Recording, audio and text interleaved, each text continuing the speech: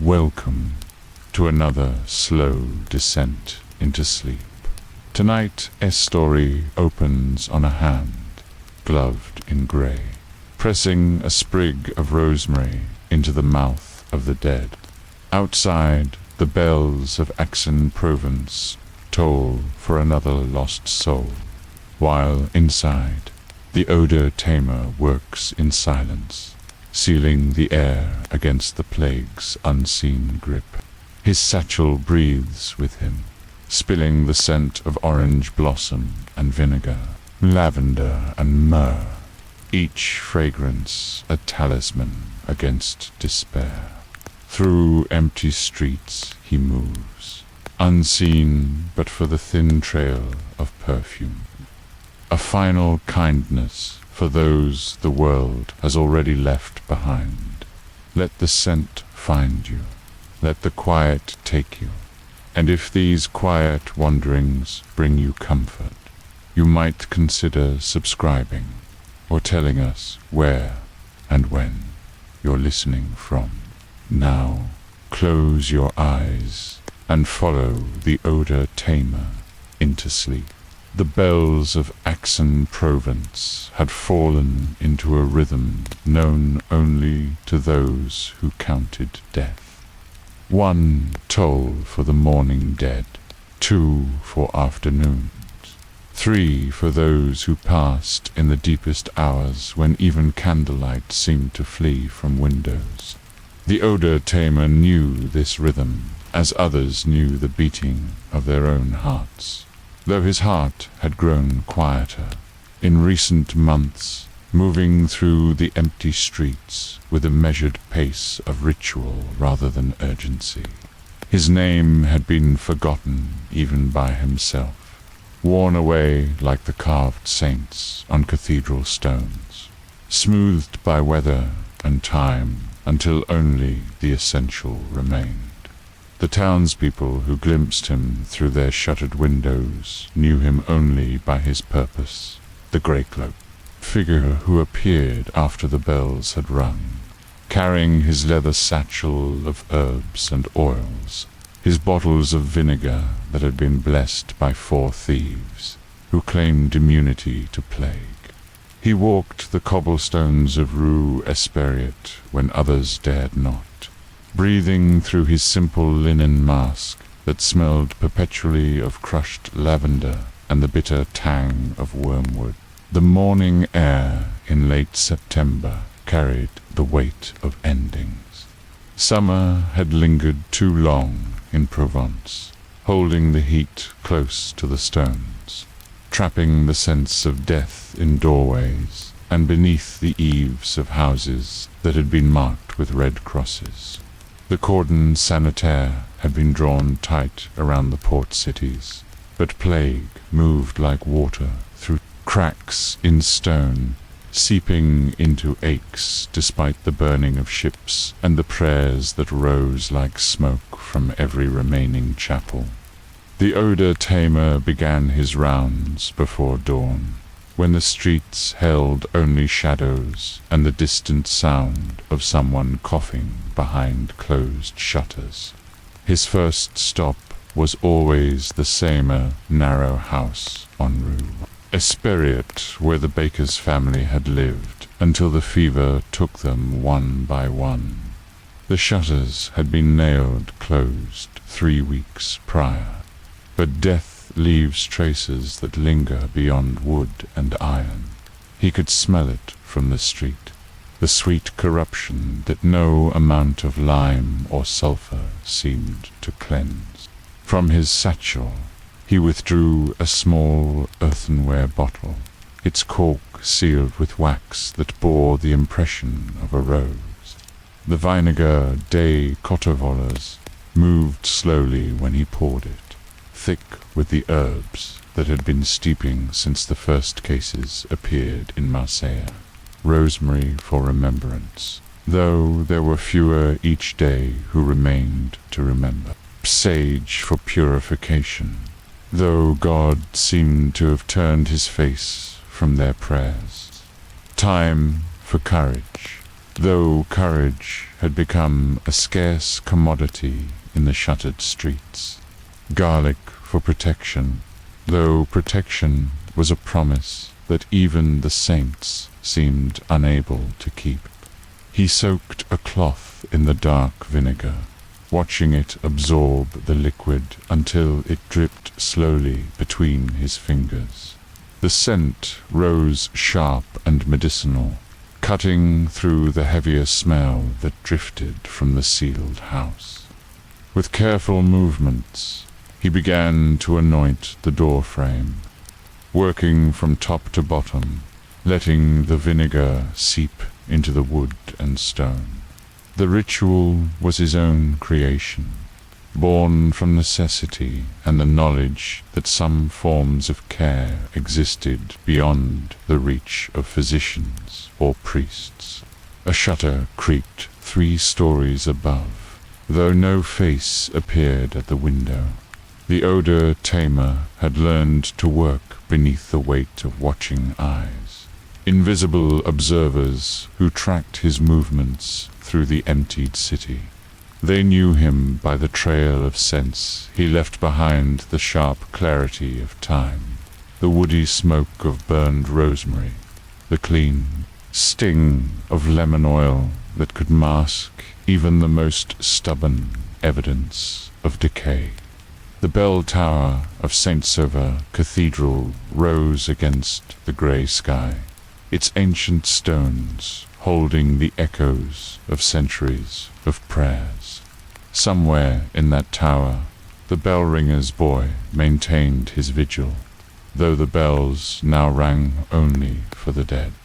The Odor Tamer had glimpsed him sometimes, a small silhouette against the arched windows, counting the houses that had fallen silent, mapping the progress of plague through the city with the careful attention of a scholar documenting the movement of stars. The morning light grew stronger as he moved through the alley, though it seemed to struggle against the weight of the air itself.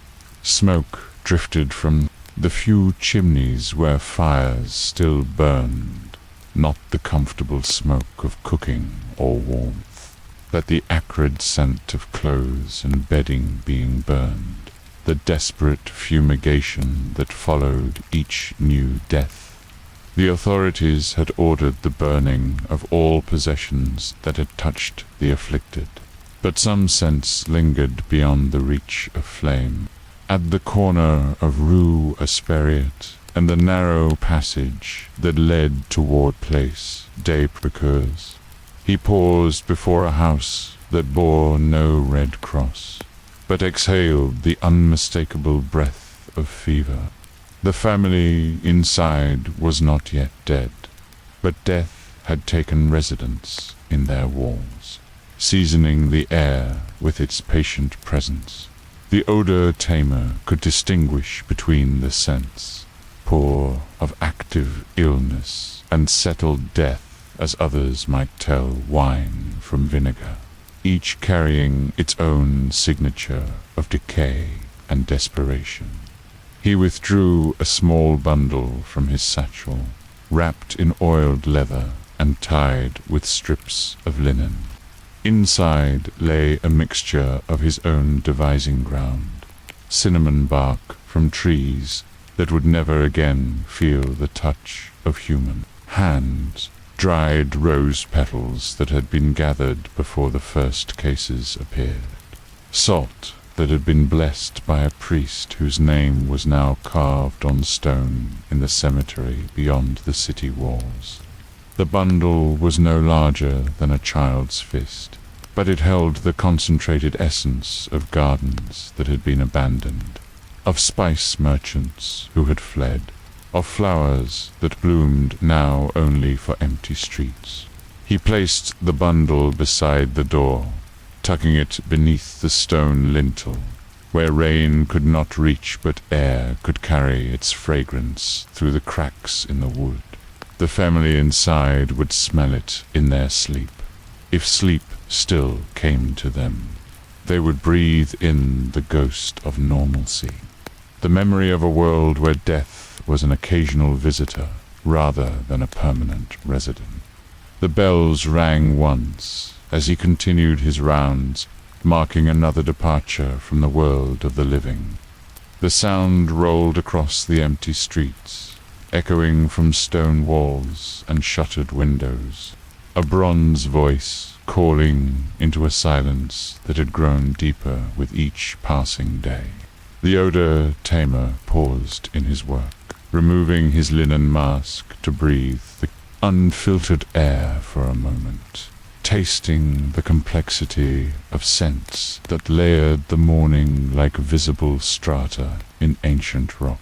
Beneath the medicinal sharpness of burning sulfur and the green bitter smell of wormwood, he could still detect traces of the city that had been bread baking in ovens that were now cold, wine fermenting in cellars that were now sealed, the dusty warmth of grain in market stalls that stood empty. These ghost scents clung to the stones like memories, growing fainter each day but not yet entirely fled.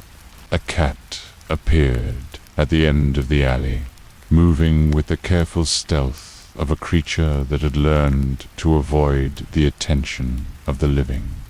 Animals, it seemed, possessed a wisdom that humans had forgotten. They could smell death from greater distances, could distinguish between the temporary sickness that might pass and the final corruption that would not be turned away. This cat paused to observe the Odor Tamer's work, its yellow eyes reflecting a knowledge that had no need of words or explanations. The Odor Tamer reached into his satchel and withdrew a small vial of oil pressed from lemons that had grown in groves beyond the reach of plague. The oil caught the morning light like liquid amber, carrying within its golden depths the concentrated essence of citrus groves where the Mediterranean sun had been absorbed into rind and pulp. He uncorked the vial and allowed 3 drops to fall onto his palm, then rubbed the oil into his temples and the hollow of his throat. The scent rose bright and clean, a sharp counterpoint to the heavier fragrances that clung to his clothes and hair. Lemon oil was precious now, worth more than silver in the shuttered cities. But the Odor Tamer had learned that some luxuries became necessities when the world contracted to the size of plague-touched streets. He needed this brightness to carry him through the darker work that lay ahead. The houses where death had settled so completely that even vinegar and herbs could only soften its presence rather than dispel it entirely. The apothecary's shop on Rue Esperiot remained closed, its windows covered with boards that had been nailed in place when the plague first reached the city. But smoke still rose from the chimney in the early morning hours, and sometimes the Odor Tamer would find small bundles of herbs left on his doorsteps, sachets of dried lavender, bundles of rosemary, vials of oils that had been distilled by hands that understood the alchemy of scent and memory. The apothecary's daughter worked in darkness now, afraid to light more than a single candle while she prepared the remedies that could no longer heal but might yet comfort. The Odor Tamer had seen her shadow moving behind the boarded windows, a silhouette bent over mortar and pestle, grinding herbs that would become the tools of his trade. They had never spoken, had never even seen each other's faces clearly, but they were bound by the shared knowledge of what the city needed in its final season. As the morning progressed toward noon, the Odor Tamer's satchel grew lighter and his trail of scents grew longer. Behind him, the alley breathed, with new fragrances, the sharp medicinal bite of vinegar, the green freshness of crushed herbs, the warm sweetness of oils that spoke of distant gardens and peaceful groves. The shuttered windows no longer exhaled only death. Now they whispered also of the rituals that honored passing, the ceremonies that transformed ending into something bearable. A woman appeared at an upper window, her face pale as the linen that covered her hair. She did not call out or gesture, but simply watched as he worked, her eyes following the careful movements of his hands as he anointed door frames and placed small bundles in alcoves and beneath stone sills. The Odor Tamer was accustomed to such observation. Living who remained had become students of death, learning its rhythms and rituals, seeking in his work some assurance that their own endings might be softened by similar care. The widow who never slept lived in the last house on the alley, its windows always dark, but its chimney always smoking. She had lost her husband in the first wave of plague, her children in the second, and now she maintained her vigil through the empty nights, listening for the footsteps that marked the Odor Tamer's passage through her dreams. Sometimes she would find evidence of his visits in the morning sachet of herbs tucked beneath her door, the lingering scent of rosewater on the stone steps, the subtle fragrance of comfort that spoke of hands that cared for the living as well as the dead. The bells of St. Sauveur rang twice as the sun reached its zenith, and the Odor Tamer's work in the alley drew toward completion. His final stop was always the shrine at the corner, a small niche carved into the wall, where a statue of Saint Roch had once stood. The saint had been removed when the plague first appeared, carried away by those who feared that even carved stone might carry contagion. But the niche remained a hollow space that had become a repository for the small offerings that the living left for the dead. He placed a final bundle in the empty shrine, this one larger than the others and wrapped in silk that had once adorned the altar of the cathedral. Inside were rose petals that had been dried with salt, and lavender herbs that had been blessed with prayers in languages that predated the plague, oils that carried the memory of incense burned in churches that now stood empty. The bundle would rest in the shrine through the heat of the day and the cool of the evening, releasing its fragrances gradually into the air that moved through the alley like slow breathing. As he secured the bundle in the niche, the Odor Tamer became aware of a presence watching from the shadows. Not the usual observers at their shuttered windows, but something closer, more immediate. He turned slowly and saw the coughing priest standing at the entrance to the alley, his black cassock hanging loose on a frame that had grown gaunt in the weeks since plague first touched the cathedral. The priest said nothing, but his eyes followed the trail of scents that marked the Odor Tamer's passage, reading in those fragrances a different kind of scripture than the one written in his leather-bound books. Here was a liturgy of lavender and lemon oil, a catechism of crushed herbs and blessed vinegar, a communion that required no words and promised no, put salvation beyond the simple comfort of sweetened air. The Odor Tamer nodded once to the priest, a gesture that acknowledged their shared ministry to the afflicted, though their methods differed as daylight from candle flame. The priest returned the nod and continued on his way toward the cathedral. His step slower than it had been before. Plague taught him the weight of unanswered prayers. The afternoon light began to slant through the alley as the Odor Tamer gathered his empty vials and folded cloths back into his leather satchel.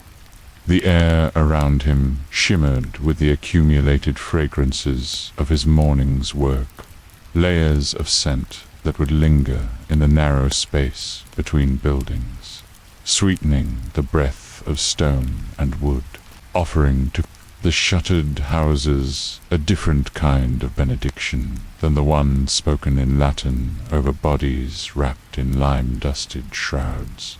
His work was not healing, for healing had become a prayer that heaven seemed disinclined to answer. His work was not burial, for burial belonged to those who still had strength to dig graves in ground that had grown hard with autumn frost. His work existed in the space between living and dying, in the moments when comfort mattered more than cure, when the memory of sweetness could ease the passage between breath and stillness. The cat that had watched him earlier appeared again at the far end of the alley, its yellow eyes catching the light as it studied his movements with the patient attention of a creature that understood the value of ritual. Animals possessed knowledge that humans had forgotten in their urgency to flee or fight or pray their way free of plague's embrace. They knew that some endings could not be prevented, only softened, and that softening was its own form of grace. As the shadows lengthened and the bells prepared to ring the evening hour, the Odor Tamer took one final look at the alley that had become his scripture, written in the language of scent and silence. The shuttered windows breathed more easily now, exhaling the mingled fragrances of vinegar and roses, herbs and oils, the accumulated prayers of a man who had learned to speak to death in its own dialect of patience and careful attention. The sachet rests beneath the stone lintel. The vinegar seeps into ancient wood. The air grows sweeter as the sun descends. The smell of lemon oil lingers like a blessing, and he walks on, carrying his satchel toward the houses that wait in darkness, knowing that tomorrow the bells will ring again, and there will be new thresholds to anoint, new silences to sweeten with the breath of distant gardens. The house on Rue des Tanneurs had been waiting for 3 days, though time itself had grown strange in the shuttered city, stretching like honey in summer heat, each hour containing more stillness than the one before.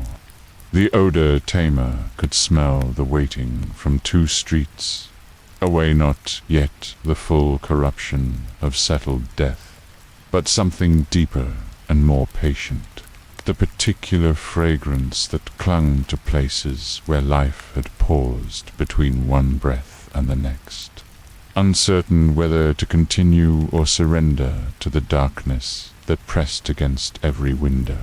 The afternoon sun cast long shadows between the narrow buildings, creating corridors of light and darkness that seemed to pulse with their own rhythm. The Odor Tamer moved through these corridors like a figure in a dream, his grey wool cloak absorbing the warmth of stone walls that had baked in the Mediterranean heat for centuries before plague came to write its own history in the spaces between ancient stones. He had learned to read the signs that marked a house's readiness for his the stillness that settled over shutters when breathing stopped, the way candle smoke changed its scent when it no longer mingled with the exhalations of the living, the subtle shift in the air itself, as though the very atmosphere had paused to listen for sounds that would not come again. This house on Rue des Tanneurs had acquired all these signs, layer by careful layer, until even the stones seemed to hold their breath. The family inside had been tanners by trade, working with hides that arrived from farms beyond the reach of plague, transforming dead skin into leather that would outlast the hands that shaped it. Their work had always carried the scent of mortality, the specific fragrance of flesh, surrendered to time and weather, softened with oak bark and patience, until it became something useful, something that could be stitched into boots or bound into books that would carry words across decades. Now the house exhaled its own transformation, death working its slow alchemy on the air itself. The Odor Tamer paused at the heavy wooden door, its surface carved with the symbols of the tanner's gilt-crossed knives and a stretched hide, worn smooth by generations of hands that had touched them for luck before beginning each day's work. The carving had darkened with age and weather, but beneath his fingers he could still feel the sharp edges where the tools had first bitten into the wood, marking this place as belonging to those who understood the patient craft of transformation.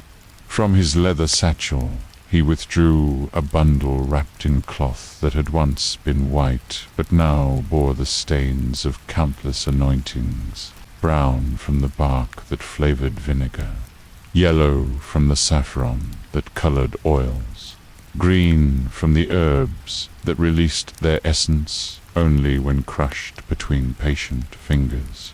The bundle contained his most precious tools, vials of distilled rosewater, fit that had been prepared before plague emptied the gardens, powdered bark from trees that would never again know the touch of human hands, salts that had been blessed by priests whose own voices had fallen silent. The door stood slightly ajar, as though the house itself had gasped and forgotten to exhale. Through the narrow opening he could see the interior, darkness, broken only by the dim glow of a single candle that flickered on a wooden table. The candle had burned low, its wax pooling in patterns that spoke of hours past without human attention. Flame sustained by its own determination, rather than any conscious tending. He pushed the door open with the careful pressure of fingers that had learned to disturb as little as possible, while still accomplishing the work that needed doing. The hinges moved without sound, their iron throats made smooth by the daily passage of hands that would touch them no more. The Odor Tamer stepped across the threshold and into the peculiar atmosphere of a house where time had stopped. But decay continued its patient progress. The interior air hung thick with the layered scents of the tanner's trade, leather and bark, salt and smoke, the organic complexity of hides in various stages of transformation. But beneath these familiar fragrances moved something else, something that spoke of the body's final surrender to the same processes that had shaped the leather that lined the walls. Death, the Odor Tamer had learned. Die, simply another form of tanning. Time and bacteria working their slow chemistry on flesh, until it became something other than what it had been. The candle flame danced as he moved through the room, casting shadows that seemed to ripple across walls hung with finished leather and tools, that would rust now in the absence of caring hands. The Odor Tamer could see the progression of the family's final days, written in the arrangement of objects. Cups half emptied of water that had grown stale, bread that had hardened into shapes that time, and mold had sculpted into their own strange artistry, medicines that had been measured and consumed with the desperate precision of those who still believed in their own salvation. A leather apron hung from a peg near the fireplace, its surface worn smooth by years of use, stained with the honest marks of daily labor. The apron would outlast the hands that had worn it, just as the leather boots in the corner would outlast the feet that had shaped them, just as the bound volumes on the shelf would outlast the eyes that had read them. Objects possessed their own immortality, the Odor Tamer reflected, continuing their existence long after their creators had returned to the earth that had provided the raw materials for their making. He moved deeper into the house, following the wavering candlelight and the increasingly complex architecture of scent that marked the passage from the world of the working to the world of the sleeping. A narrow staircase led to the upper floor, its wooden steps worn into gentle curves by the accumulated passage of feet that had climbed toward rest at the end of each day's labor. The banister, polished by countless hands, caught the candlelight and held it like a prayer carved in wood. The upper floor breathed with different air, warmer and more still, as though the heat of living had risen and settled beneath the rafters like wine settling in a cask. Here the scents grew more intimate, not the public fragrances of workshop and kitchen, but the private aromatics of bedchambers, where dreams had been dreamed and sorrows had been whispered into darkness that promised to keep its secrets. In the largest chamber he found what he had come to tend. 2 figures lay beneath coverlets that had been pulled up to their chins, their faces peaceful as carved effigies on cathedral tombs. Husband and wife, their hands still touching across the narrow space that separated their sides of the bed, as though even in death they continued the unconscious gestures, comfort that had sustained them through decades of shared sleep. The air in the chamber held the particular stillness that followed the final breath, when the rhythm of inhalation and exhalation that had marked time for 2 lives suddenly stopped, leaving silence to expand and fill the spaces where sound had once lived. The Odor Tamer stood quietly in this silence, allowing his presence to settle into the room like dust settling onto furniture, becoming part of the accumulated layers of time and use that gave substance to human dwellings. From his satchel he withdrew a vial of oil that gleamed like amber in the candlelight, its golden clarity speaking of olive groves that had pressed their fruit in peacetime before plague transformed the simple act of gathering into a risk that few were willing to take. The oil had been infused with herbs that released their essence, slowly rosemary for remembrance, lavender for peace, sage for purification, thyme for the courage required both in living and in dying. He uncorked the vial and allowed 3 drops to fall onto his palm, then rubbed the oil between his hands until it warmed and released its fragrance into the still air of the death chamber. The scent rose like incense, though no priest had blessed it and no church had sanctified its use. This was a different kind of liturgy, written in the language of plants that had surrendered, their essence to serve the needs of those who could no longer speak for themselves.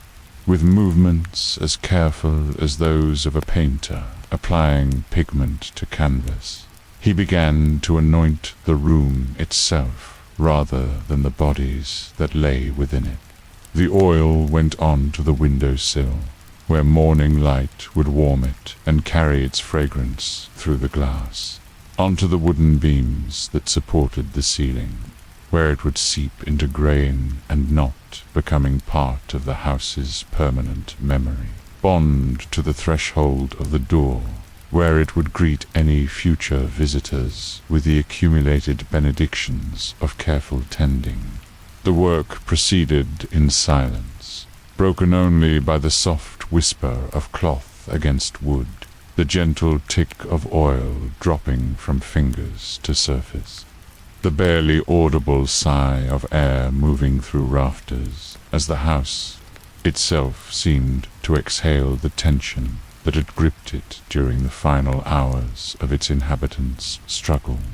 The Odor Tamer had learned that houses, like bodies, could hold their breath, and that part of his work involved teaching them to breathe again.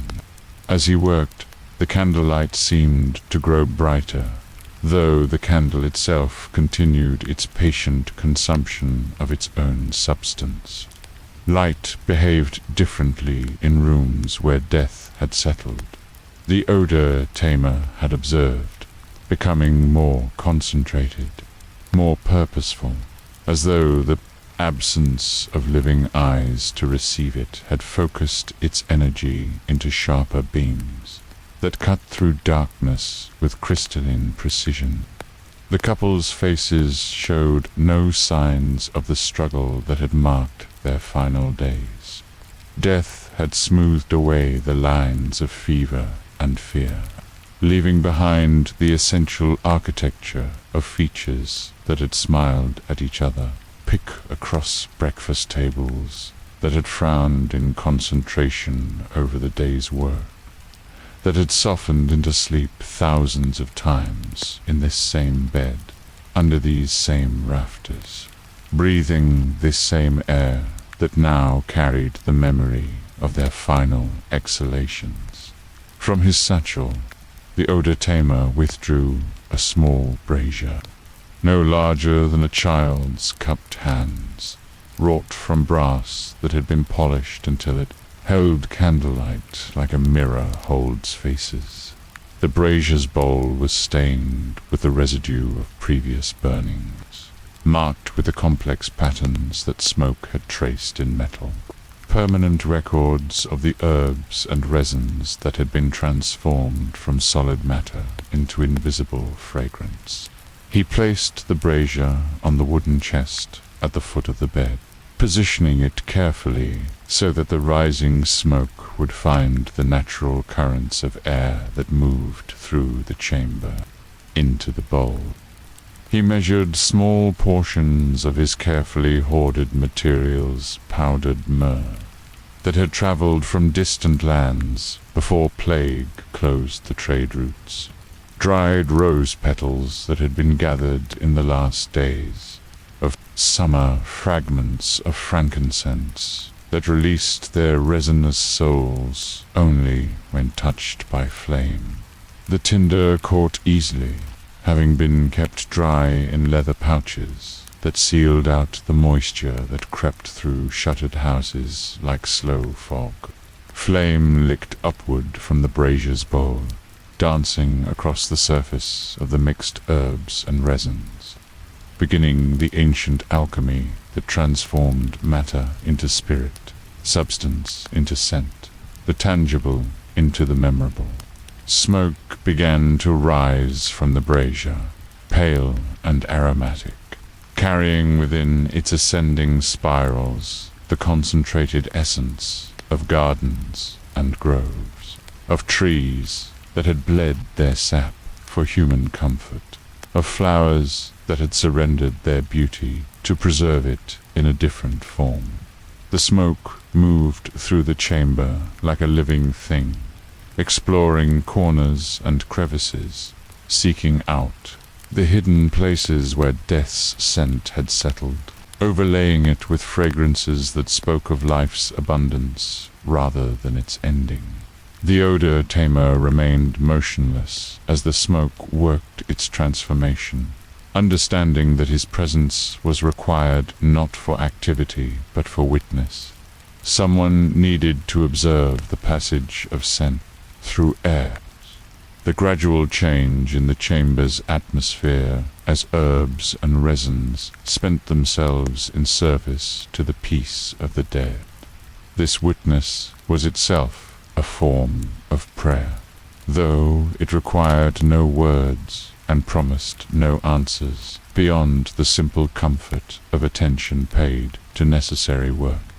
As the brazier consumed its offering, the chamber filled with layers of fragrance that would settle into wood and fabric, becoming part of the permanent record of care that human hands could provide, even after human breath had ceased. The couple would rest now in air that spoke of devotion rather than abandonment, of tending rather than neglect, of the patient love that continued its work, even in the absence of those who had inspired it. The candle flame flickered as a draught moved through the chamber, carrying some of the scented smoke toward the window, where it would seep through the cracks in the shutters and mingle with the air of the street beyond. This was part of the work as well, not to contain the comfort within the death chamber, but to allow it to move freely through the spaces where the living still drew breath, carrying with it the assurance that death need not be the enemy of sweetness. That ending could coexist with beauty. Through the shuttered window, he could hear the distant sound of bells marking the passage of another hour, their bronze voices calling across a city that had learned to measure time in loss rather than accomplishment. But here in the death chamber, time had assumed a different quality, moving with the deliberate pace of smoke rising through still air, measured by the gradual transformation of matter into memory, of presence into absence, made bearable by careful tending. The work neared completion as the brazier consumed the last of its offerings, flames settling into the steady glow of coals that would warm the chamber through the remaining hours of daylight. The odor tamer gathered his tools with the same careful attention he had brought to their use, wrapping each vial and vessel in cloth that would preserve their potency for future need. The house would rest now in sweetened air, its burden of waiting finally eased by the ministrations of hands that understood the necessity of such work. As he prepared to depart, the odor tamer paused once more beside the bed where the couple lay in their final embrace of shared sleep. The chamber breathed easily now, its air cleansed by smoke and oil, perfumed with the essence of distant gardens and patient trees. Death remained, but it had been transformed from abandonment into transition, from ending into passage toward whatever mysteries lay beyond the reach of scent and flame. The candle flickered one final time as he moved toward the door, its light seeming to bow in acknowledgement of work completed, of a house restored to the community of cared-for places.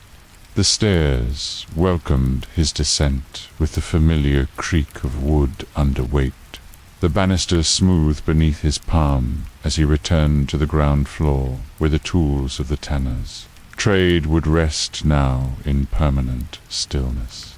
The door closed behind him with the soft sound of wood meeting wood, sealing within the house the accumulated fragrances of his ministrations. The street received him back into its embrace of shadows and silence, where other houses waited with their own needs, their own requirements for the particular form of attention that he alone had learned to provide. The air grows sweet with myrrh and rose. The smoke settles into ancient wood. The candle burns steady through the dusk. The scent of comfort lingers in the shuttered silence, and he walks on, carrying the empty brazier toward darkness that waits to be transformed. The chapel of St. Blaise stood in the shadow of greater churches, its modest stones worn smooth by centuries of weather and the touch of hands that had sought comfort in its humble embrace. The Odor Tamer found it in the hour before dawn, when the last stars still pricked the sky like tears in dark fabric, and the air held the particular stillness that preceded the daily resurrection of light across the plague-touched city. The chapel had been forgotten by the grand processions that once wound through Aix-en-Provence, too small to contain the ambitions of archbishops, too plain to attract the donations of merchants grown wealthy on trade with distant ports. But its very obscurity had made it precious to those who needed their prayers to rise unobserved, who sought the comfort of sanctuary without the weight of ceremony or the judgment of elaborate theology. Now it stood empty, even of the humble faithful who had once whispered their needs into its shadowed corners. The Great Plague had driven prayer itself underground, scattering the congregations into their shuttered houses where they bargained with God in the privacy of their own dying. The chapel breathed with a particular silence of sacred spaces, abandoned not by choice, but by necessity, its stones still resonating with the echo of voices raised in praise and supplication, though those voices now spoke only to the darkness of sealed rooms. The Odor Tamer approached the chapel's narrow door, its oak panels carved with symbols that had weathered into gentle suggestions of their former clarity. Saints whose names had been worn away by rain and wind gazed down with faces made mysterious by the erosion that time inflicted even on stone, carved with love and devotion. Their expressions seemed to hold understanding rather than judgment, as though centuries of weathering had taught them the difference between abandonment and retreat. The iron ring that served as the door's handle had grown rough with rust, though it still turned beneath his careful pressure. The chapel welcomed him with the exhalation of air that had been closed within walls for weeks, breathing out the accumulated essence of prayer and candle smoke, of incense burned when there had still been priests to bless the offerings and congregations to receive the blessing. Inside, the chapel revealed the intimate architecture of faith made personal. Rough stone walls rose to support a simple wooden roof, its beams darkened by the smoke of centuries. A handful of wooden benches faced toward an altar that wore the particular patina of surfaces, touched by countless hands, the shine that devotion imparted to wood and stone, the gentle wear that marked the places where human need had sought divine attention. The altar bore the signs of recent but interrupted use. Candles had burned down to puddles of wax that had hardened in the shapes that flame had dictated before abandoning its work. A wooden crucifix, carved by hands more earnest than skilled, leaned slightly to one side, as though even the representation of divine suffering had grown weary of bearing witness to the city's tribulations. Behind the altar, a single stained glass window caught the pre-dawn light and scattered it in fragments of ruby and azure across the stone floor. The Odor Tamer moved through the chapel with a reverence, due to spaces where hope had been practiced daily, even if those practices had been suspended by circumstances beyond the reach of prayer. The silence here was different from the silence of shuttered houses, deeper, more patient, seasoned by generations of voices that had risen in harmony before dissolving back into the darkness from which they had emerged. Near the altar, he discovered evidence of the chapel's most recent inhabitant, Father Matthew, the coughing priest, who walked the empty streets with his car-sack hanging loose on a frame that plague had carved gaunt, had been maintaining a vigil in the absence of his scattered congregation. A simple straw pallet lay beside the altar steps, covered with a rough wool blanket that had been pulled tight against the chill that crept through stone walls during the deepest hours of night. A wooden bowl sat beside the pallet, filled with water that reflected the colored light falling through the stained glass window.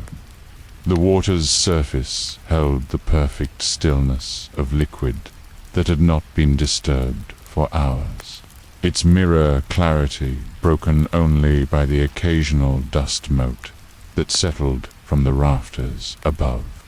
The bowl had served as both wash basin and font, the priest blessing himself each morning with water that had absorbed the chapel's own breath of sanctity.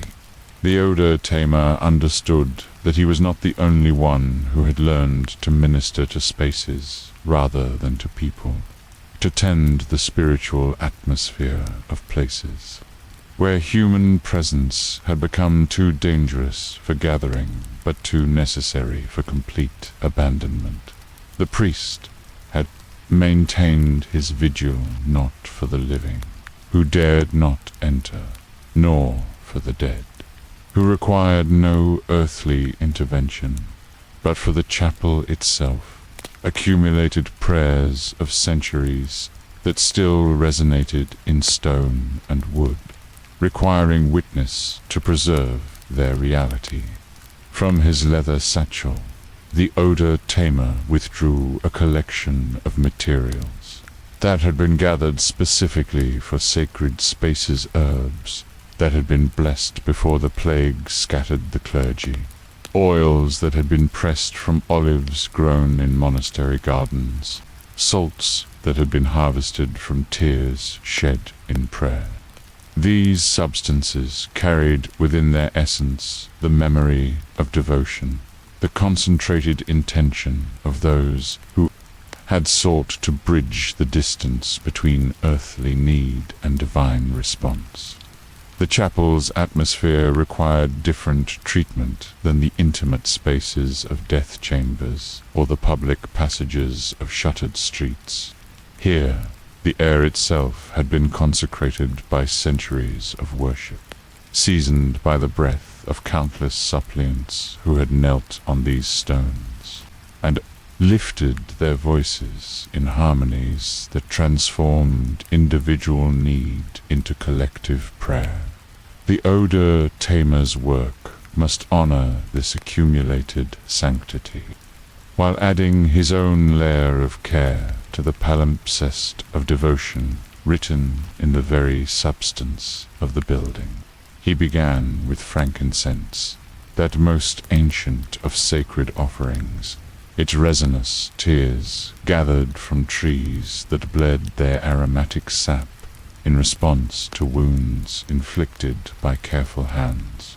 The frankincense had been kept in a silver box, no larger than a child's palm, its surface engraved with symbols that predated the chapel itself, spirals and knots that spoke of older forms, of worship, when the sacred had been found in groves and springs rather than in buildings raised by human ambition. The silver box opened with a soft click that echoed through the chapel's silence like a whisper of metal against metal. Inside, the frankincense lay in golden droplets, each one a hardened tear that would release its accumulated sorrow and joy only when touched by flame.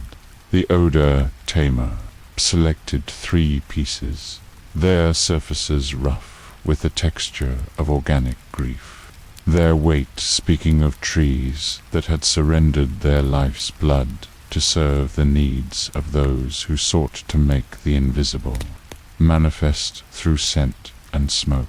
He placed the frankincense in a small brass censer that had accompanied him through countless nights of ministration, its bowl blackened by the accumulated residue of previous burnings, its chain worn smooth by the gentle swing that had carried its offerings through air grown thick with human need. The censer had been crafted by hands that understood the marriage between fire and metal, designed to contain flame while allowing smoke to escape through perforations that had been arranged in patterns that pleased the eye as well as served their function. The tinder caught easily, having been kept dry in the leather pouch that protected it from the moisture that crept through even the most carefully sealed containers. Flame bloomed in the censer's bowl, casting dancing shadows on the chapel walls, illuminating the carved faces of saints who had learned through weathering to accept mystery rather than demand explanations. The fire fed on the frankincense with the eager appetite that flame brought to any offering of sufficient richness, transforming solid matter into ascending spirit. Smoke began to rise from the censer, pale and aromatic, carrying within its spirals the concentrated essence of trees that had grown in lands where the sun fell with different intensity, where the air itself was seasoned with spices and the breath of deserts that knew no boundaries, save those imposed by human imagination. The smoke moved through the chapel like a visible prayer, exploring corners where shadows had gathered, seeking out the hidden spaces where dust and silence had accumulated during the weeks of abandonment. As the smoke worked its transformation of the chapel's atmosphere, the Odor Tamer became aware of a presence that had not been there when he entered.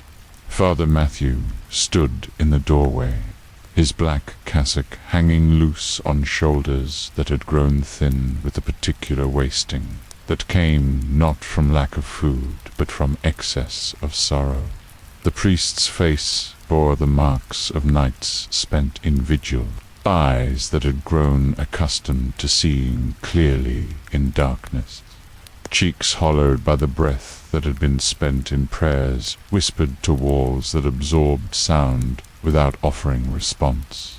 The priest said nothing, but his presence added weight to the chapel's atmosphere, the accumulated gravity of a man who had continued to practice faith even when faith's traditional forms had been scattered by clear circumstances that no theology had adequately prepared him to address. He moved through the chapel with the careful steps of someone who had learned to walk softly, so as not to disturb the silence in which God's voice might still be heard, though that voice had grown so quiet that even the most attentive listening could barely discern its whisper.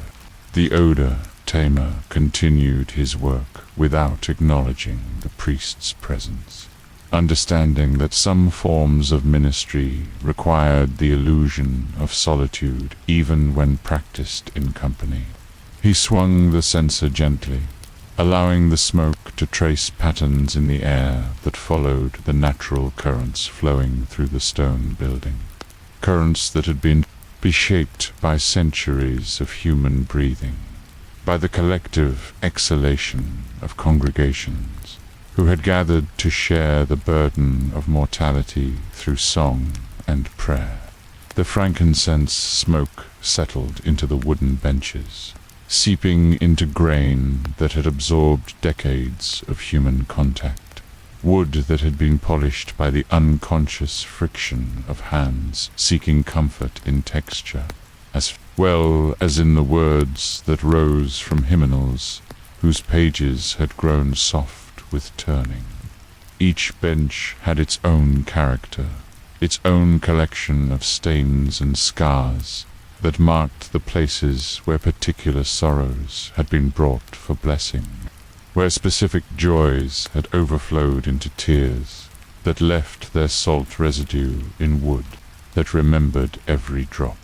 Father Matthew moved toward the altar with movements that spoke of ritual practiced so often that it had become as natural as breathing, though his breathing now carried the rough catch that marked those who had inhaled too much of the smoke that rose from the burning of contaminated possessions. The priest's cough had become part of the chapel's soundscape, a percussion that marked time between prayers, a reminder that even those who ministered to others were not exempt from the vulnerabilities that flesh imposed on spirit. The altar received the priest's attention with the patience of stone that had been consecrated by touch as well as by ceremony. Father Matthew's hands moved across its surface with the familiarity of a blind man reading text written in a script of texture and wear, fingers finding the slight depressions that marked the places where candlesticks had stood through countless masses, where chalices had rested while wine was transformed into something more essential than its earthly substance. The Odor Tamer withdrew from his satchel a vial of oil that had been pressed from olives grown in the monastery gardens of St. Victoire, where monks had tended their groves with the same attention they brought to their prayers, understanding that the cultivation of trees and the cultivation of souls required similar patience and similar faith in processes that unfolded according to rhythms too vast for human comprehension. The oil gleamed like liquid gold in the candlelight, its clarity speaking of purity achieved through careful filtering, through the removal of all elements save those that served the essential purpose. He uncorked the vial and allowed 3 drops to fall onto the altar's surface, watching as the oil spread into the stone's microscopic valleys, finding pathways that water could not follow, seeping into the very substance of the rock in a process that mimicked the way prayer was said, to penetrate the barriers between earthly need and divine attention. The oil carried within its golden essence the accumulated sunshine of countless days, the patient work of trees that had transformed light into sustenance, sustenance into the gift that could be pressed from fruit into liquid blessing. The scent of the oil mingled with the frankincense smoke, creating a harmony of fragrances that spoke the ancient language of worship. the olfactory vocabulary that had served to make the invisible present in spaces dedicated to the cultivation of hope. This was the incense of poverty and patience, gathered from sources that required no elaborate ceremony for their consecration, blessed by use rather than by official ritual, sanctified by the sincere intention of hands that sought to serve rather than to command divine attention. Father Mathieu knelt beside the altar, his knees finding the worn hollows in the stone floor, where generations of suppliants had assumed the same position of humility. His lips moved without sound, shaping prayers that had been reduced to their essential elements, words worn smooth by repetition, until they carried meaning beyond their original construction. The priest's prayer was visible in the movement of his shoulders, in the inclination of his head, in the careful placement of hands that had learned to speak when voice proved inadequate to the magnitude of need. The chapel filled gradually with the layered fragrances of the Odor Tamer's ministration, each scent adding its voice to a chorus of aromatics that transformed the enclosed air into something that could carry both sorrow and comfort, both abandonment and presence. The frankincense provided the deep bass note of ancient longing. The olive oil added the clear soprano of simple nourishment, and beneath both moved the subtle harmonies of herbs, whose names had been forgotten, but whose essence remained constant in its offer of peace. Through the stained glass window, the first light of dawn began to filter into the chapel, transforming the colored glass into a prism that scattered ruby and sapphire across the stone walls, painting the space with illumination that changed from moment to moment as the sun's angle shifted through its daily progression. The light revealed details that had been hidden in darkness, the particular grain of wood in the altar rail, the individual stones that comprised the walls, the accumulated layers of wax that had dripped from candles onto surfaces that had received each drop as an offering in its own right. The Odor Tamer completed his circuit of the chapel's perimeter, anointing with oil each surface that would benefit from blessing, the door frame that welcomed the faithful, the window sills that held the light, the corners where shadows gathered to rest between their daily dispersal by illumination. His movements followed the ancient pattern of consecration, though he had learned this pattern not from books or teachers, but from the buildings themselves, which seemed to instruct his hands in the gestures they most needed to receive.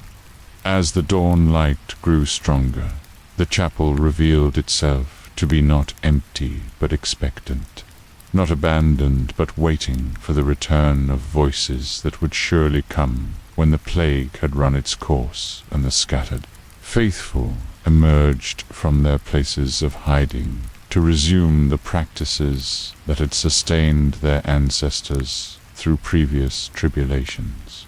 The building itself seemed to understand that this abandonment was temporary, that the stones would outlast the crisis that had driven away their daily congregation. That patience was simply another form of faith. Father Mathieu rose from his knees with the careful movements of a man whose body had been worn thin by the weight of prayers that seemed to find no answer except the silence that had become as familiar as his own heartbeat. The priest's eyes met those of the Odor Tamer for a moment, and in that brief contact passed an understanding that needed no words. Two men who had learned different forms of ministry, but who served the same essential need: the human requirement for spaces that could hold sorrow without being overcome by it. The censer had burned down to coals that glowed like tiny stars in the brass bowl, their red light pulsing with the rhythm of combustion slowing toward extinction. The frankincense had given its essence to the air, transforming from solid matter into invisible presence that would linger in the chapel's atmosphere long after the flame had died and the last smoke had dissolved into the growing light of morning. The Odor Tamer gathered his tools with the same reverence he had brought to their use, wrapping each implement in cloth that would preserve its potency for future service.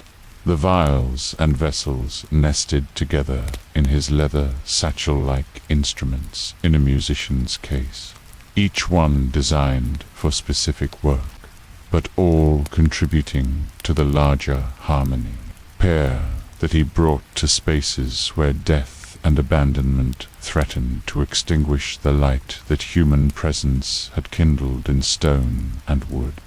Father Matthew moved toward the door with steps that spoke of duties calling him elsewhere, other forms of witnessing that required his attention before the day advanced too far into its cycle of need and response. The priest paused at the threshold, his silhouette framed against the growing light of the street beyond, a figure caught between the sanctuary he tended and the world that had taught him new forms of sorrow. The chapel settled into the sweetened silence that followed benediction, its air transformed by smoke and oil into something that could sustain hope, even in the absence of human voices raised in praise. The stones breathed more easily now, their accumulated weight of abandonment lightened by the attention that had been paid to their need for blessing, their requirement for touch that acknowledged their continued service to the sacred. The stained glass window caught the full light of sunrise, transforming the chapel's interior into a kaleidoscope of colored illumination that danced across surfaces made rich with the patina of centuries. Each beam of light seemed to carry within its spectrum the memory of all the prayers that had been offered in this space, the accumulated devotion of generations who had found in these humble stones a doorway to mysteries that remain beyond the reach of human understanding, but not beyond the grasp of human longing. The scent of frankincense settles into ancient wood. The oil seeps deep into consecrated stone. The colored light grows warm through blessed glass. The silence holds both sorrow and peace, and he walks on, leaving the chapel to breathe easily in the dawn, carrying his tools toward other sanctuaries that wait for the touch of hands that remember how to tend the places where hope has learned to hide. The bell tower of Saint-Sauveur Cathedral rose against the grey sky, like a finger pointing toward heavens that had grown deaf to earthly pleas. Its ancient stones worn smooth by centuries of weather and the prayers that had risen like smoke from the streets below. The Odor Tamer approached the tower in the hour when shadows began to lengthen toward evening, when the last light of day caught the carved faces of saints and angels that decorated the tower's ascending levels, illuminating features that had been smoothed by time into expressions of infinite patience. High above, in the chamber where the great bells hung silent in their wooden cradles, the bell tower boy maintained his solitary vigil. His name had been forgotten even by himself, worn away like the inscription on a weathered gravestone. until he had become simply the watcher, the counter, the one who observed the city's transformation from his elevated perch, where the air was cleaner and the silence more complete than in the shuttered streets below.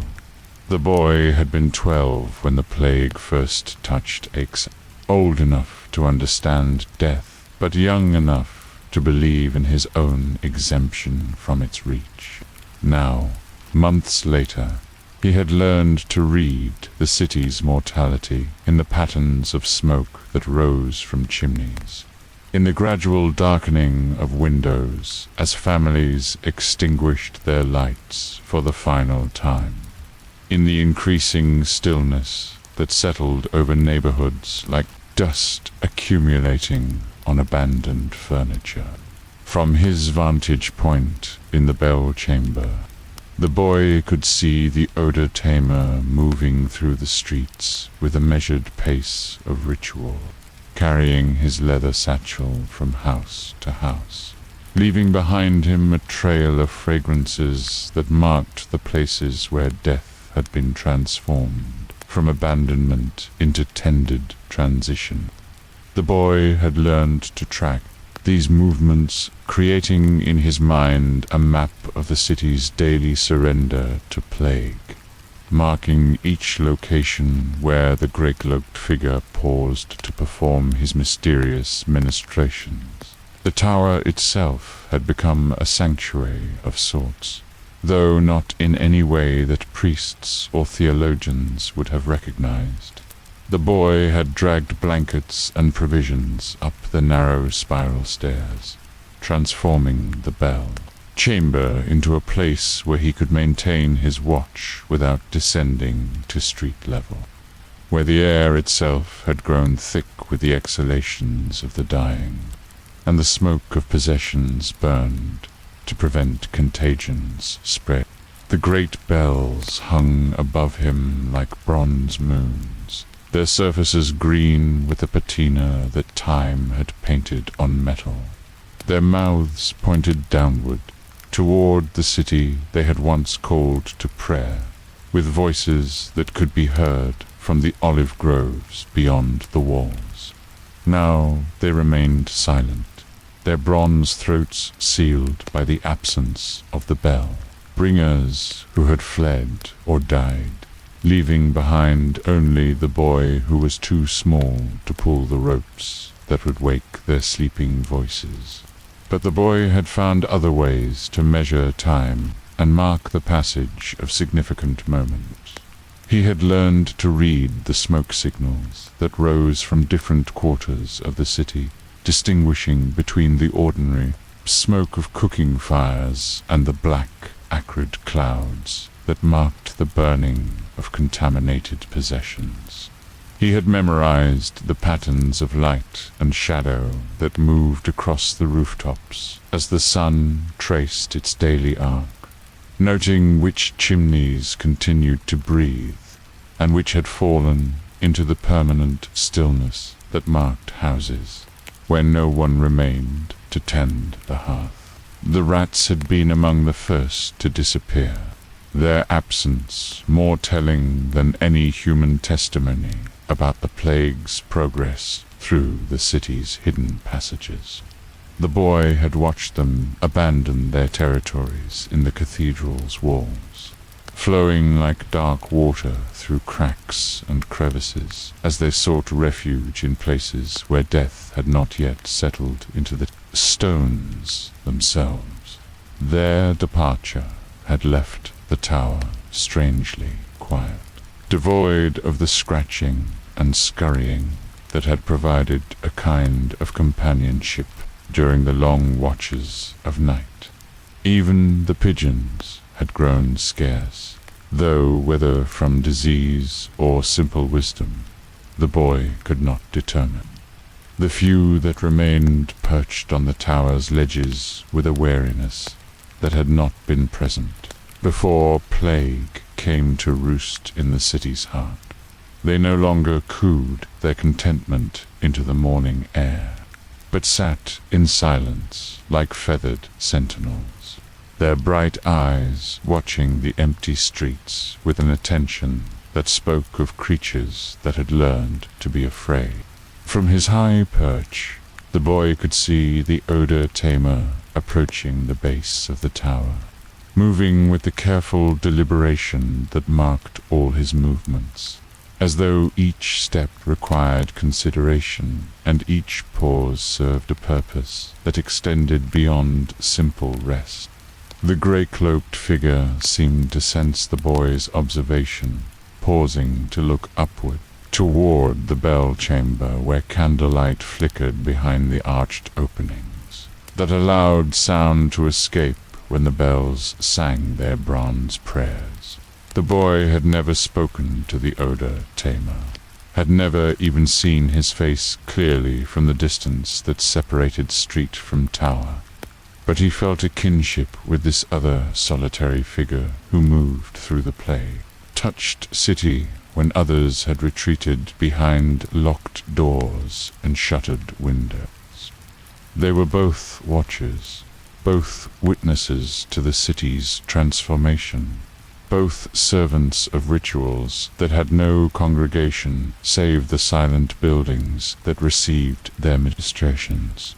The tower's stairs spiraled downward through the thickness of ancient walls, carved from stone that had been quarried when the cathedral was young, and the faith that built it burned bright as altar candles in the hearts of believers who had never imagined a time when their prayers might go unanswered. The steps were worn into gentle hollows by the passage of countless feet priests ascending to ring the hours, pilgrims climbing toward the bells that would bless their journeys, children racing upward on dares that tested their courage against the tower's dizzying height. The Odor Tamer began his ascent with the patient rhythm of someone who understood that the work ahead required conservation of energy, that the tower's height demanded respect rather than haste. His footsteps echoed in the spiral stairwell, creating a percussion that had not been heard in the tower for weeks, a sound that seemed to wake the stones themselves from the sleep that had settled over the cathedral's abandoned spaces. Each level of the tower revealed different aspects of the city's surrender to plague. At the first landing, windows looked out over the cloister where grass had begun to grow between the stones of pathways that had once been swept clean by the daily passage of sandaled feet. At the second level, the view extended to the neighborhoods where smoke still rose from, a few chimneys marking the locations of families who continued to maintain the illusion of normal life behind their barricaded doors. Higher still, the windows revealed the fuller scope of the plague's geography, showing the patterns of abandonment that had spread through the city like water finding its level, flowing from the port districts, where ships had brought death along with their cargoes of grain and wine, spreading through the market squares where merchants had unknowingly traded contagion along with their goods, reaching finally into the residential quarters where families had learned too late that love could not protect against the invisible enemy that traveled on breath and touch. The boy heard the approaching footsteps long before the Odor Tamer reached the bell chamber, the sound growing closer with each turn of the spiral stairs, echoing upward through the tower's hollow core like the heartbeat of the stone itself, awakening to the presence of human purpose. The footsteps had a particular quality, measured but not hurried, careful but not fearful, the rhythm of someone who approached sacred spaces with the reverence they required. When the Odor Tamer finally reached the bell chamber, The boy remained in the shadows cast by the great bells, observing without making his presence known. The grey-cloaked figure moved through the chamber with the same careful attention he brought to the houses of the dead, reading the space as others might read a book, understanding the story written in dust and silence. In the cobwebs that had grown thick in corners, where spiders had learned that even insects had grown scarce in the plague-touched city, the chamber breathed with a particular atmosphere of heights, where air grew thin and sounds took on the crystalline quality that came from being lifted above the earth's dense exhalations. Here, the scents of the city below were refined by distance and altitude. The heavy odors of death and burning filtered through layers of atmosphere until they became something more ethereal, more bearable, like grief that had been processed by time, until it transformed from agony into memory. The Odor Tamer withdrew from his satchel materials that the boy had never seen before, substances that seemed to glow with their own inner light, oils that caught the candlelight and held it like trapped stars, powders that shifted color as they moved through the spectrum of illumination that filtered through the chamber's arched windows. These were the tools reserved for the highest places, the most sacred spaces, the locations where earth reached toward heaven and human aspiration touched the realm of angels. From a vial no larger than a bird's egg, the Odor Tamer poured oil that flowed like liquid amber, its golden clarity speaking of olives pressed in groves that had been blessed by saints, whose names were carved in the cathedral's foundations. The oil carried within its essence the memory of sunshine that had never touched plague, of trees that had grown in soil unpolluted by the mass graves that had become necessary in the city's outer districts. The boy watched as the Odor Tamer began to anoint the great bells themselves, his hands moving across the bronze surfaces with the reverence due to objects that had called generations to prayer, that had marked the hours of human celebration and sorrow, that had vibrated with voices capable of reaching heaven when human voices proved too weak to bridge the distance between need and divine attention. The oil soaked into the metal's patina, finding microscopic pathways in the surface that time and weather had carved, seeping into the bronze itself until it became part of the bell's essential substance. Each bell received individual attention. The Odor Tamer's hands, learning the particular character of each bronze voice, reading in the patterns of wear and weathering the stories of all the times. These bells had sung their metal prayers into air that carried their music across rooftops and through windows where the faithful listened for the comfort that came from knowing that someone still remembered how to call upon the divine in voices that could not be silenced by human weakness or divine seeming indifference.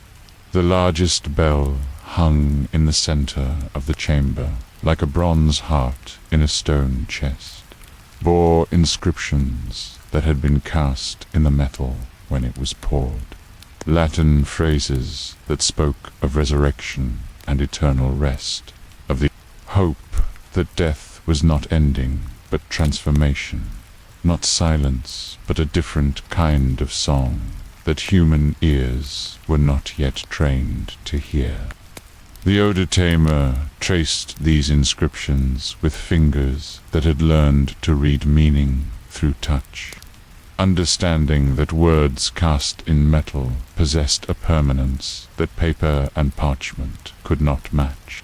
As he worked, the boy became aware that the chamber's atmosphere was changing, growing lighter somehow despite the approaching evening, as though the oil that anointed the bells was releasing into the air something more essential than fragrance, perhaps the distilled essence of all the prayers that had ever risen from the streets below, concentrated and refined until it became a presence that could be felt rather than simply smelled. The Odor Tamer withdrew from his satchel a small brazier, different from the one he used in houses and chapels.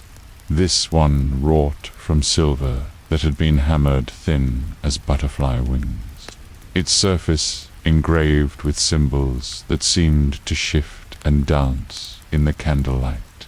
Into this brazier he placed materials that the boy could not identify, substances that might have been minerals or might have been dried herbs, powders that caught the light like ground starlight, fragments that burned with colors that had no names in any earthly language.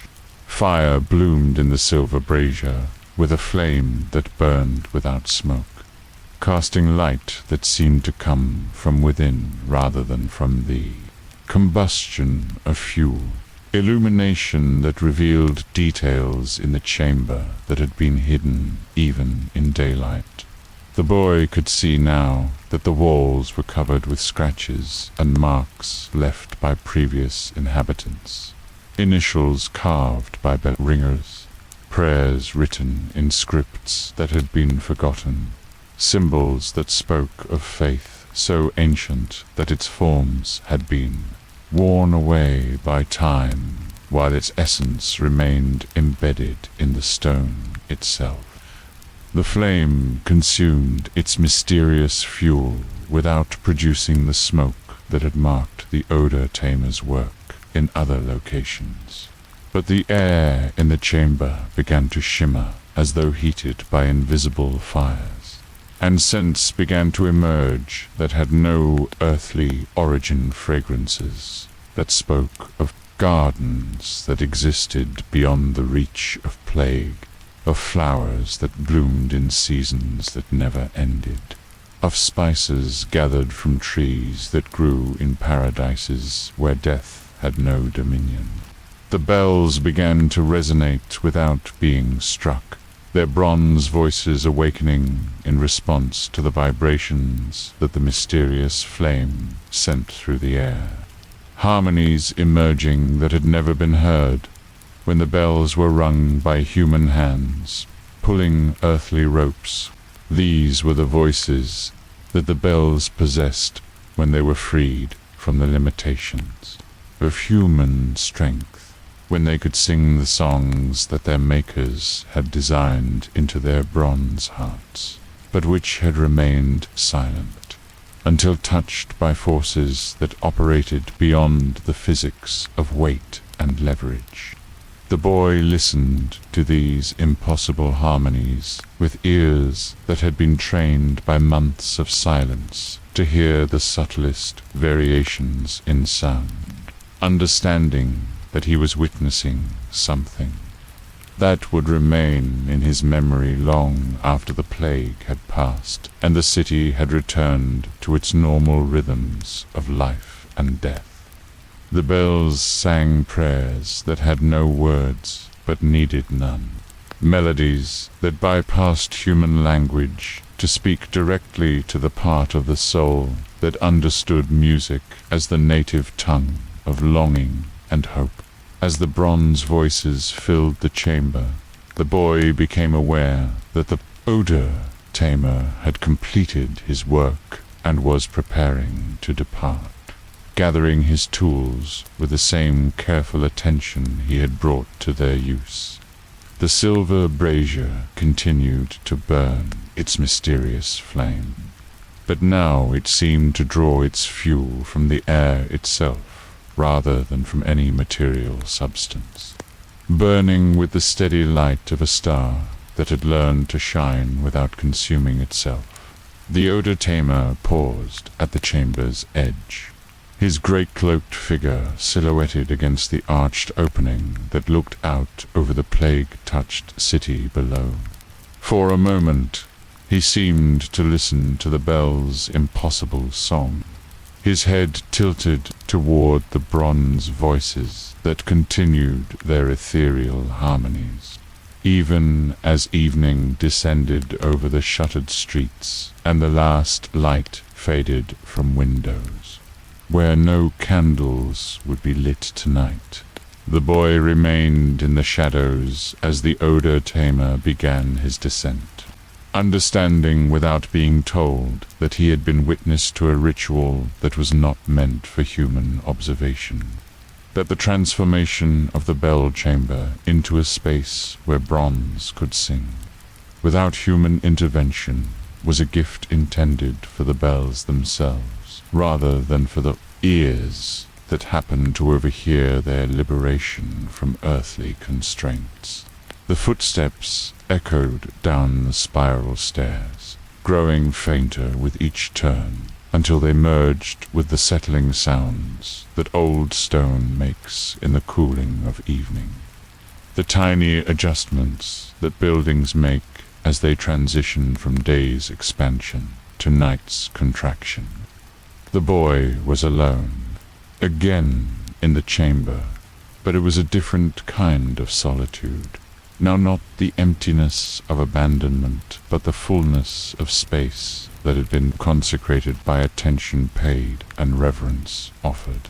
The bells continued their ethereal song as darkness settled over the city, their bronze voices weaving harmonies that seemed to reach beyond the chamber's stone walls, beyond the city's plague-touched streets, beyond the earthly realm where death held temporary dominion.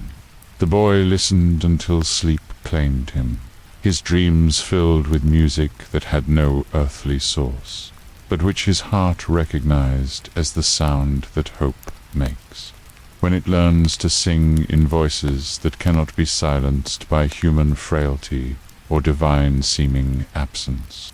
The flame burns silver through the night. The bronze voices rise toward stars that shine on other shores. The boy sleeps wrapped in melodies that bless the darkness. The scent of impossible gardens drifts through stone that remembers how to breathe. And somewhere in the city below, the great-cloaked figure walks on, carrying tools that have been emptied of their earthly purpose, but filled now with the weight of music that bells make when they are freed to sing their truest song. The final house waited at the edge of the city, where the ancient walls gave way to olive groves that had been abandoned to their own patience, their silver-green leaves whispering secrets to the wind that no human ear remained to interpret. The Odor Tamer approached this dwelling in the deepest hour of night, when even the stars seemed to hold their breath, and the plague-touched city lay wrapped in the particular silence that precedes the completion of any long and difficult work. This house belonged to the apothecary's daughter, though she had never seen it in daylight, never walked its rooms, while the sun painted their walls with the ordinary illumination of normal days. She had come here only in dreams, guided by the scent of herbs that her fingers had prepared in the darkness of her father's shuttered shop, following aromatic trails that led through sleep toward spaces that existed at the intersection of memory and hope.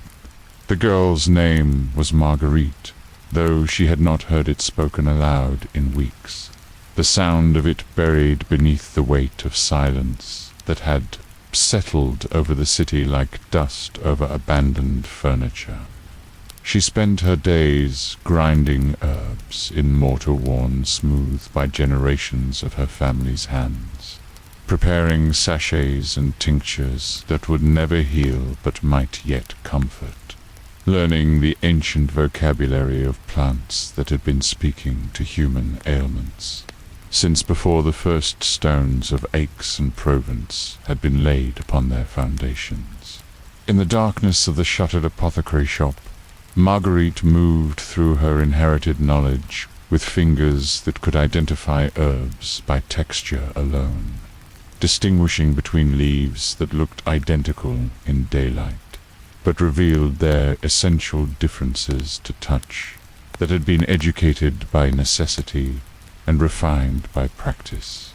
She worked by the light of a single candle, its flame casting shadows that danced across walls lined with jars and bottles, each one containing the distilled essence of gardens that had surrendered their bounty to serve human need. The herbs spoke to her in languages that her rational mind could not translate, but which her hands understood perfectly, the way lavenders, dried flowers, released their peace only when crushed between patient fingers, the way rosemary's needle leaves held their memory-sharp scent until breath warmed them into revelation, the way thyme's tiny leaves carried courage in concentrations that could strengthen even the most fearful heart. She had learned these lessons from her father before plague transformed him into smoke and ashes, before his body joined the anonymous multitudes that had been burned in the fields beyond the city walls. Their individual stories dissolved into the collective narrative of a season when death had rewritten all other chronicles. But his knowledge lived on in her fingers, in the intuitive understanding that allowed her to continue his work, even when the customers had disappeared and the shop had been sealed against the contagion that traveled on breath and touch. The house at the city's edge had been built for someone who understood the necessity of retreat, its rooms positioned to catch the breezes that carried the scent of wild herbs from the hillside, its windows oriented toward the directions where healing plants grew strongest in the Mediterranean sun. The previous occupant had been a scholar of ancient medicine, a man who had studied the texts where Greek physicians had recorded their observations of plagues' patterns, though all his learning had proved inadequate when confronted with the reality of bodies failing, despite the application of every remedy that human wisdom had devised. The Odor Tamer found the house's door standing open, as though the building itself had been waiting for his arrival, its threshold marked by the particular stillness that settled over places where human presence had paused between one breath and the next.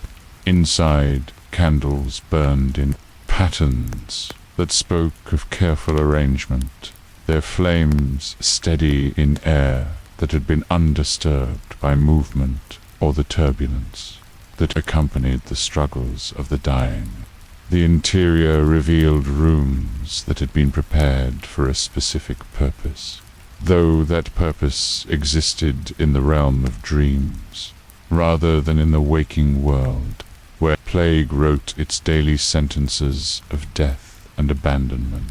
Herbs hung in bundles from the rafters, their dried forms casting intricate shadows that moved like living things in the candlelight, their concentrated essences seasoning the air with fragrances that spoke of summers when gardens had been tended by hands that expected to see harvest after harvest in an unbroken succession of plenty.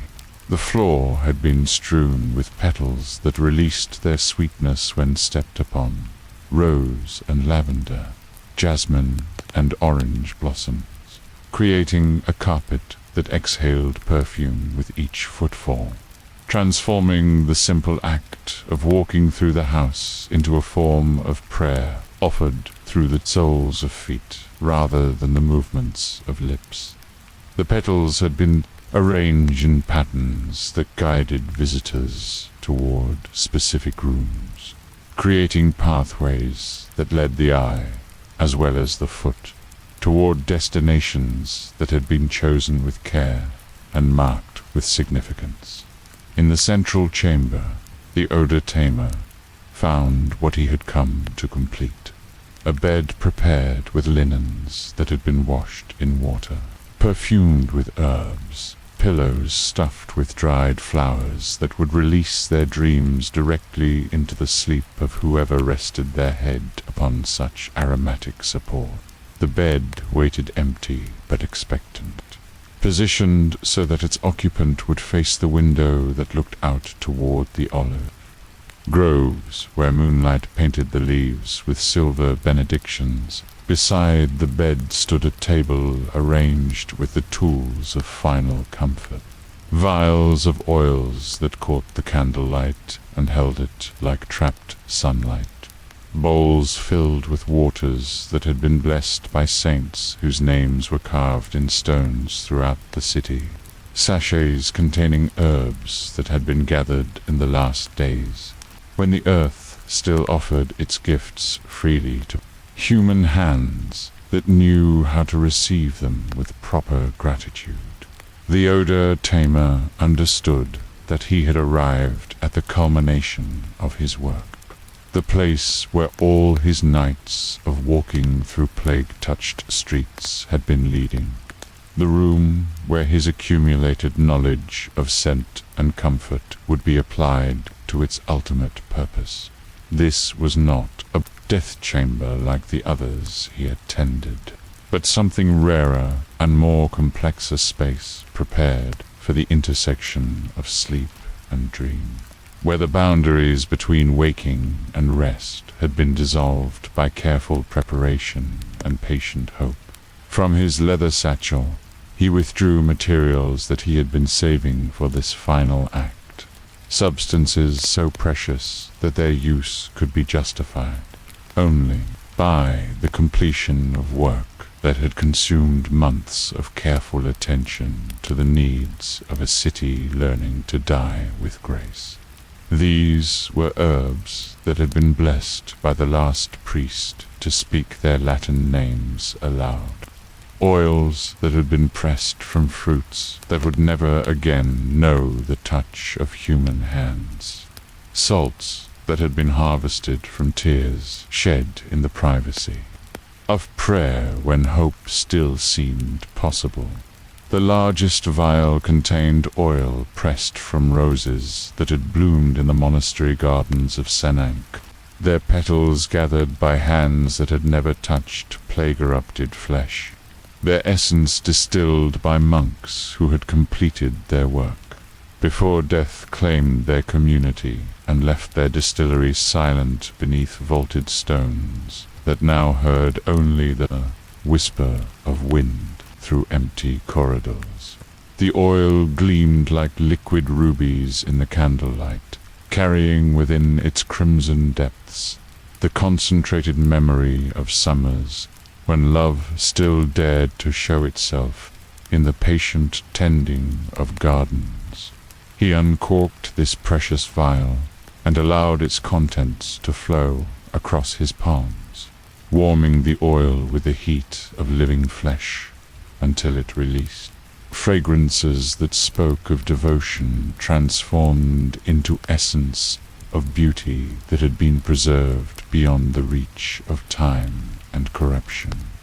The scent rose between his fingers like visible prayer, filling the chamber with the ghost of gardens where roses had bloomed in abundance, where their thorns had drawn blood from hands willing to suffer small wounds in exchange for beauty that could be held, if only briefly, before it surrendered to the greater transformation that awaited all living things. With movements as careful as those of a painter, applying pigment to canvas. He began to anoint the chamber itself, beginning with the window that faced the olive groves and working inward toward the bed that waited at the room's heart. The oil went onto the glass in patterns that would catch the morning light and scatter it in rose-colored fragments across the walls, onto the wooden sill, where it would warm in the sun and release its fragrance throughout the day, onto the stone walls, where it would seep into the mortar and become part of the building's permanent memory.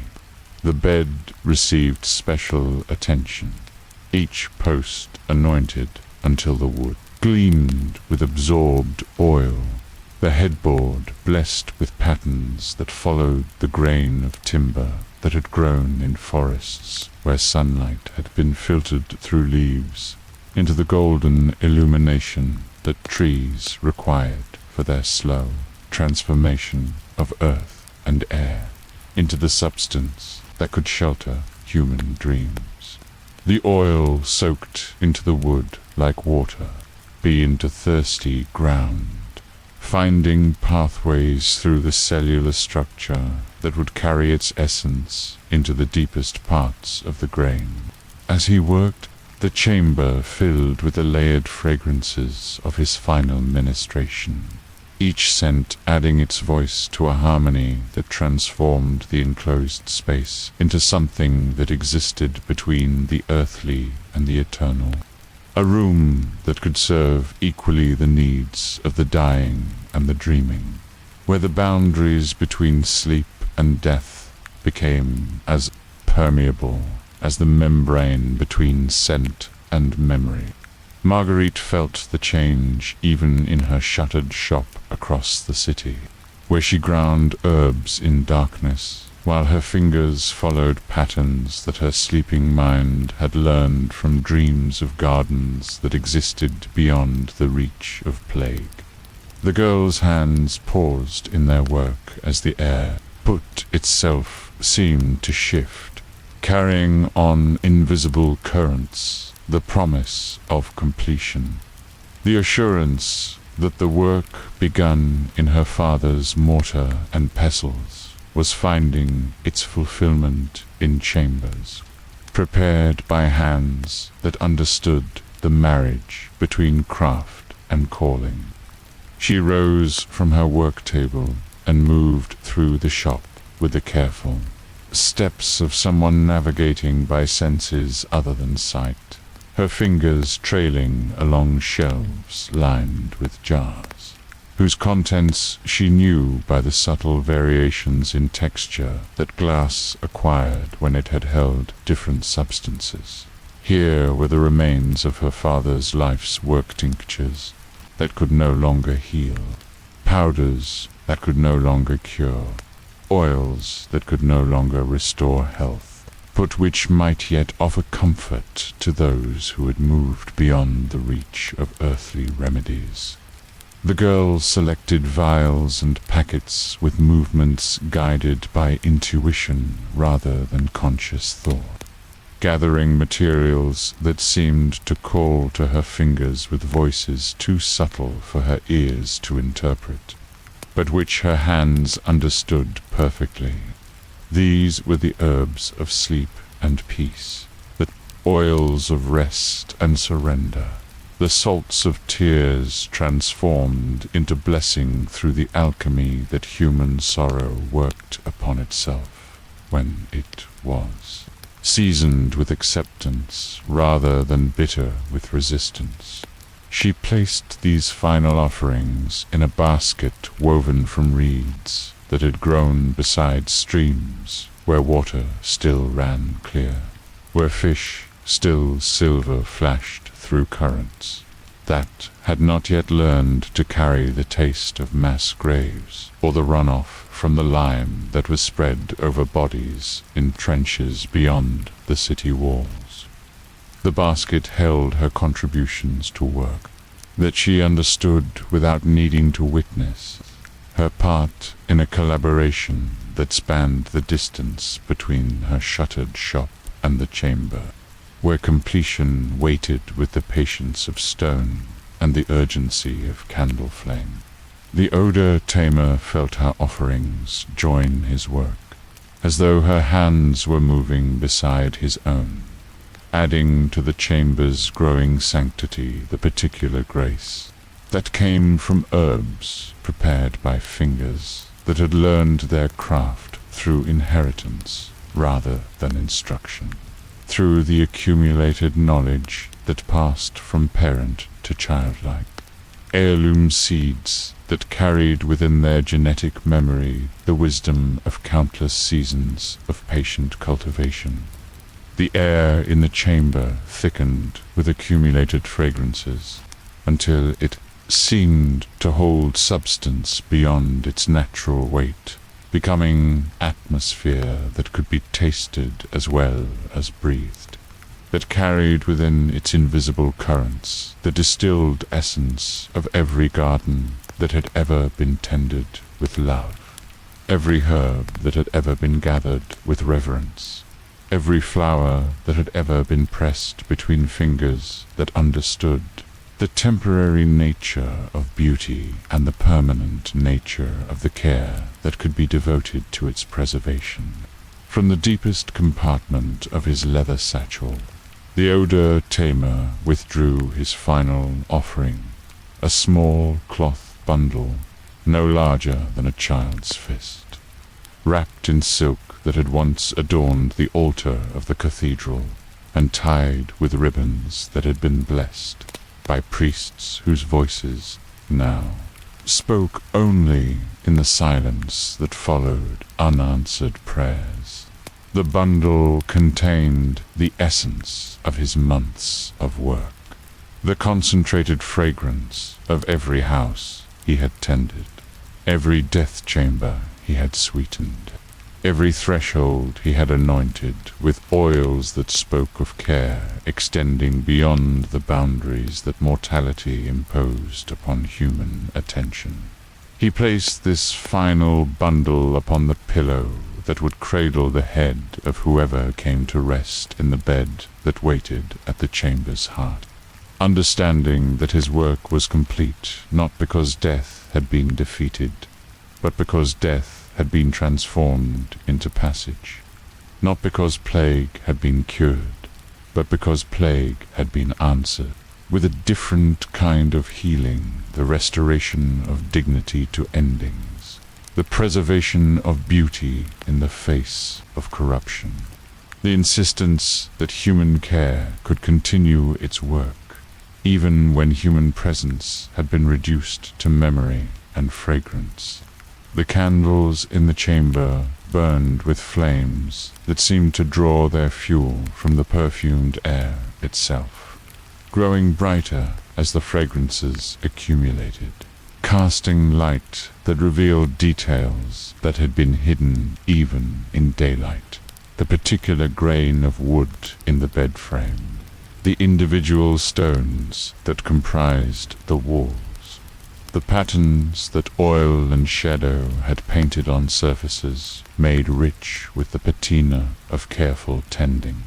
Through the window that faced the olive groves, the first hint of dawn began to touch the eastern sky, painting the distant hills with the pale light that preceded sunrise, illuminating trees that continued their ancient patience, despite the abandonment of the hands that had once harvested their fruit and pressed their oil. The grove breathed in the morning air, silver leaves catching the early light and holding it like countless mirrors, reflecting the promise that Earth's patience exceeded human endurance, that the natural world would continue its cycles long after plague had exhausted its fury against the cities that humans had built in defiance of mortality's dominion. The Odor Tamer gathered his empty tools with movements that spoke of completion rather than mere conclusion, understanding that his work had achieved something beyond the simple sweetening of death chambers or the blessing of abandoned spaces. He had created throughout the plague-touched city a network of sanctified places, where scent carried the message that care could continue beyond the reach of cure, where fragrance preserved the memory of hands that had learned to tend what could not be saved but might yet be honored in its passing. As he prepared to leave the chamber for the final time, he became aware of a presence that had not been there when he arrived. Not the approach of another person, but something more subtle and more significant. The particular quality that air acquired when it had been saturated with devotion, when space itself had been transformed by attention paid and reverence offered. The chamber had become something more than the sum of its stones and timber, more than the collection of fragrances that seasoned its atmosphere. It had become a place where sleep and death could meet without fear, where dreams and ending could share the same pillow without contradiction. The door closed behind him with the soft sound of wood meeting wood, sealing within the chamber the accumulated blessings of his final work. The street received him back into its embrace of shadows and silence. But now the shadows seemed less complete, and the silence less absolute, as though the network of fragrances he had woven throughout the city had created invisible bridges between the places where death had been transformed from abandonment into a tended passage. Marguerite felt his departure as a shift in the air that moved through her shuttered shop, understanding without words that the collaboration was complete, that her father's knowledge had found its fulfillment through hands other than her own, but guided by the same understanding of herb's capacity to carry comfort beyond the reach of cure. She returned to her work table where mortars and pestles waited for her touch. But now her grinding of herbs seemed different, seasoned with the knowledge that her work was part of a larger pattern, a greater weaving that included all the hands that had ever prepared plants for human service. The Odor Tamer walked through streets that exhaled the fragrances of his accumulated work, each doorway breathing the scent of oils that had been pressed from fruits gathered in peacetime, each window whispering with herbs that had been blessed by voices now silent, each threshold marked with aromatic benedictions that would linger long after his footsteps had faded from the cobblestones that had supported his months of patient wandering. The city itself seemed to sigh as he passed, its stones releasing the tension that had gripped them during the plague's reign, its walls breathing more easily now that death had been answered with something other than fear or despair. The scents he had scattered through shuttered streets and sealed chambers would remain when the plague finally exhausted itself, when the survivors emerged from their places of hiding to begin the work of remembering and rebuilding, when the city learned once again to measure time in celebrations rather than in the tolling of bells that marked only endings. At the ancient gates, where the city's walls met the countryside beyond, the Odor Tamer paused to look back at the labyrinth of streets where he had practiced his particular ministry, seeing in the pale dawn light the chimneys that would smoke again, the shutters that would open to welcome sunshine into rooms that had learned to breathe sweetly even in darkness, the thresholds that had been anointed with oils carrying the promise that care could continue beyond the boundaries that death imposed upon human attention. The olive groves beyond the walls whispered with the wind that moved through their patient branches, silver leaves catching the growing light and scattering it in patterns that spoke of time, measured not in human seasons, but in the vast rhythms that governed the transformation of earth and sky into the substance that supported all forms of life, whether brief as human breath or enduring as stone carved with prayers that outlasted the voices that at first shaped them into word. The Odor Tamer walked into the morning light, carrying nothing but the memory of work completed, his leather satchel empty of everything except the lingering fragrances that would always mark the tools that had served to transform plague's season of death into something more complex and more bearable at time, when ending had been answered with beginning, when corruption had been met with preservation, when the silence of abandoned places had been filled with the patient whisper of herbs that continued to speak their ancient vocabulary of comfort, even when no human ear remained to translate their green language into hope.